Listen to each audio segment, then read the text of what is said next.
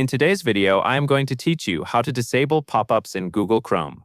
To begin, open Google Chrome on your computer. Now look toward the top right corner of the Chrome window. You should see an icon with 3 vertical dots. Click those 3 dots once. Click Settings.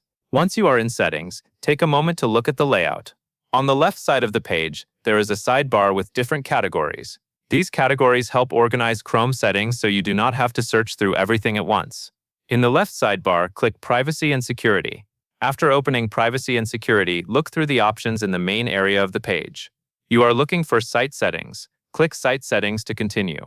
When the Site Settings page opens, scroll down through the list of permissions and content options. You may see several categories, so move slowly and look for the section labeled Pop-ups and Redirects.